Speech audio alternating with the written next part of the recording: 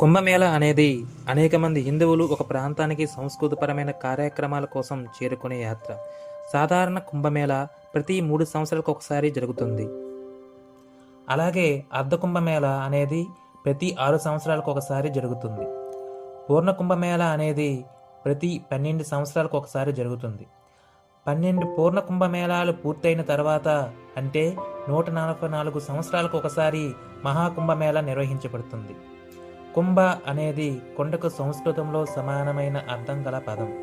దీనికే కలశం అనే అర్థం కూడా ఉంది. భారత ఖగోళ శాస్త్ర ప్రకారం కుంభం అనేది ఒక రాశిని కూడా సూచిస్తుంది. ఈ రాశిలోనే ఈ పండుగను నిర్వహిస్తారు. మేళా అంటే కూటమి, కలయిక లేక జాతరగా భావించవచ్చు. ఇలా అనేక మంది హిందూ యాత్రికులు గంగా నది వద్దకు చేరుకొని చేసే వేడుకయే కుంభమేళా. బృహస్పతి ఏ రాశిలో ఉన్నదాన్ని బట్టి కుంభమేళా జరిగే ప్రదేశం నిర్ణయించబడుతుంది అని పంచాంగ కర్తలు తెలియజేస్తున్నారు. హరిద్వార్లో కుంభమేళాను బృహస్పతి కుంభరాశిలో ఉన్నప్పుడు అప్పుడు సూర్యుడు మేషరాశిలో ఉంటాడు. ప్రయాగరాజ్లో కుంభమేళాను బృహస్పతి వృషభ రాశిలో ఉండి సూర్యచంద్రులు మకర రాశిలో ఉన్నప్పుడు జరుపుతారు. అలాగే నాసిక్లో కుంభమేళాను బృహస్పతి సూర్యుడు సింహరాశిలో ఉన్నప్పుడు, అలాగే ఉజ్జయిన్లో జరిపే కుంభమేళాను బృహస్పతి సూర్యుడు వృశ్చిక రాశిలో ఉన్నప్పుడు జరుపుతారు. సూర్యచంద్ర బృహస్పతి స్థానాలు బట్టి కుంభమేళా జరిపే తిథులు నిర్ణయించబడతాయి.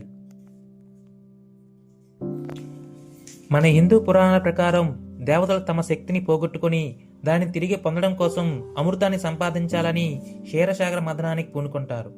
దీనికి గాను వీరు అమృతం లభించాక చెరి సగం తీసుకోవాలని ఒప్పందంతో తమ శత్రువులైన అసురుల సహాయాన్ని కోరుతారు. అయితే అమృతాన్ని కలిగి ఉన్న కుంభం కనబడగానే పోట్లాట మొదలవుతుంది.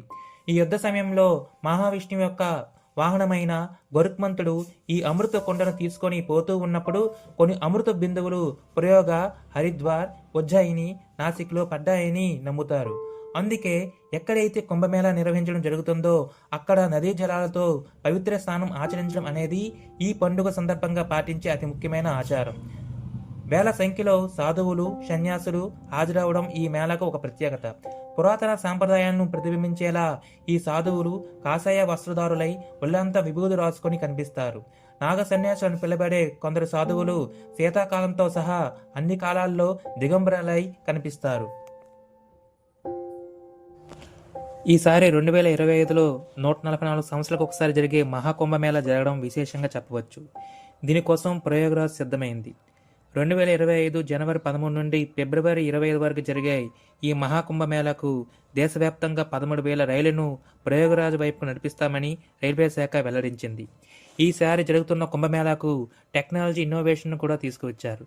దీన్ని డిజిటల్ కుంభమేళా అని కూడా పిలుస్తున్నారు.